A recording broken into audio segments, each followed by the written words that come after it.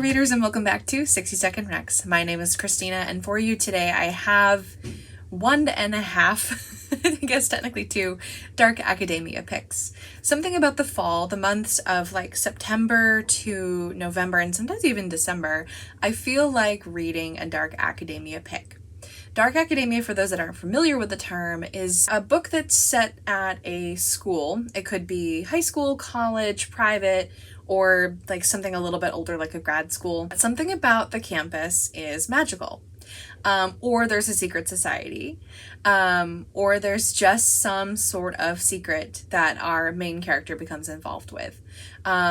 One of today's picks we've technically covered before, but because it was the pick for the October Sci-Fi Fantasy Book Club, I want to mention it, but then I also want to mention a slightly newer one that the Sci-Fi Fantasy Book Club pick did one of their older ones for. So without getting too complicated, I'm just going to get into it. So let me set 60 seconds on the clock for the first book. 60 seconds on the clock for our first pick. I want to tell you again about Ninth House by Leigh Bardugo. This is an author you've probably heard on this channel before, and we picked her book Ninth House, which is the first of a duology. The second one is Hellbent. I'll put that over here. We follow Galaxy Stern, who is from the wrong side of the tracks. She doesn't really have academics behind her. She doesn't really have affluence behind her. And for a reason that we get to know pretty quickly into the book, she is accepted to Yale University down in Connecticut to be part of this secret society.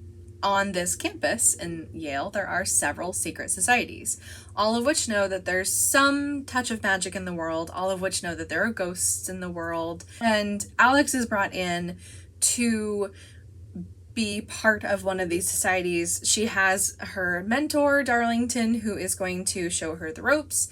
But when Darlington goes missing to Spain, she has to fill in for more than she understands. We bounce back and forth in timelines. My timer, yes, it has silently gone off.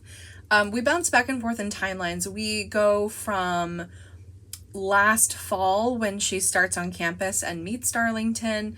We go all the way forward to winter where he's not there anymore, but she's overseeing several of the secret society goings on, as well as is trying to figure out what's going on with a murder on the campus. The murder may or may not have to do with one of the societies. It might be something else.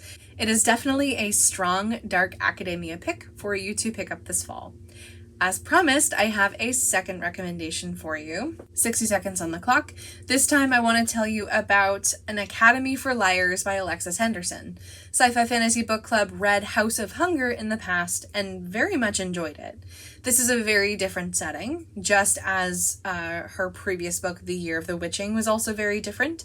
The only thing really in common is that they are a little dark, or they're a little bit gothic. This time we follow Lennon. As a lot of these dark academia picks tend to go, there's some sort of mysterious call or invitation to participate with the campus. And in this case, Lennon gets a mysterious phone call to take an entrance exam at a magic school at Drayton College. She may or may not have actually applied to this. Lennon ends up passing her test at Drayton College and then has to undergo the challenge of being able to stay at the college. You'll find out pretty soon on that Lennon has been chosen because, like everyone else at the school, she has an innate gift for persuasion. The ability to wield it such as a weapon and control others it is considered very rare. It's a very different type of magic, and that tends to attract the Sci-Fi Fantasy Book Club members, so kind of why I paired the two of them together. I get the Magician's vibes out of this one, like the serious parts of that, less of the Narnia world exploration, but I'm also picking up traces of R.F. Kuang's Babel, or Babel, whichever way you say it. So if you're a fan of those, I think you might be a fan of this. And also if you are a fan of Ninth House, you might be a fan of this, and vice versa, which is why I paired them together. Either you want to check these out or you don't, and I will see you next week.